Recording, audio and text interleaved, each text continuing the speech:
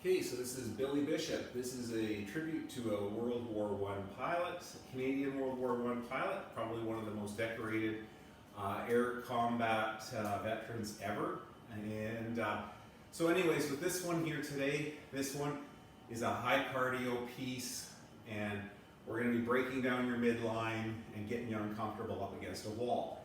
It's a real pile up is how this one's going to work, because this is a 12-minute AMRAP. So we're going to go to that clock, we're going to put 12 minutes on, and it's your job to work steady for 12 minutes. Now, I'm thinking here, I would like to see minimum of 4 rounds, probably going to be some 5s and 6s is kind of where I'm thinking this will be. So, how it starts out, we go 50 double unders, we do 10 double dumbbell deadlifts, and then into 5 handstand push-ups against the wall. So, keeping with that, our double unders, right? So we've got our skip rope here,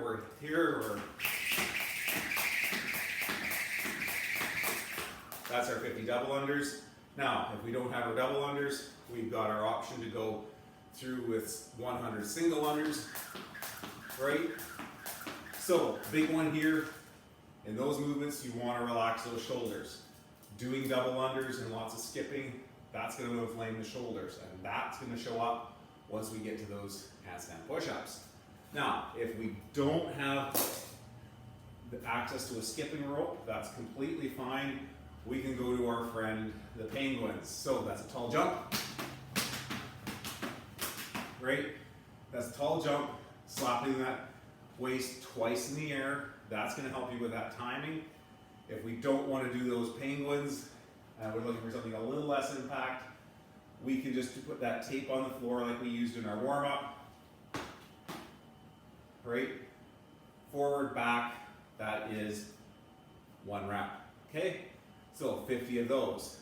Immediately after that, we're going to our double dumbbell deadlifts.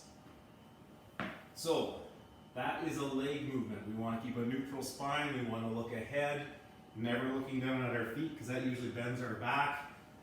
And those hips and shoulders are rising at the same rate. Okay, 10 reps. Great place to use a heavier dumbbell if you have it. If you would normally be using 12s or 15s and you have a set of 20s, perfect time to use that, okay? So, that's for your deadlifts. After you're done those, we immediately would go into 5 handstand push-ups. For those of you that don't have handstand push-ups, that's completely fine. We're going to sit down on that ground, right? We're going to take our dumbbells, looking straight ahead, and we're doing 5 double dumbbell strict press. You want to make sure the dumbbell makes contact with those shoulders, and then we get those arms to full lockout. That is your full range of motion on that rep, 5 reps. Again, we should be staying with a challenging weight. If you're used to using 15s inside of a workout, stick with the 15s. 5 is just kind of in that nice rep range. If you got a set of 20s, just think of that person who's kicking it up against the wall. That's going to pile up. Now, if we don't have a heavier set of dumbbells, we can always go to just doing 5 hand release push-ups. So, after we're done that, dumbbells are out of the way, right? If we're not doing the strict press, we're going up against that wall to do handstand push-ups. Then all we would do is we get over to that wall, right? And we're kicking down, and we are just pushing out those handstand push-ups, okay? For 5 reps.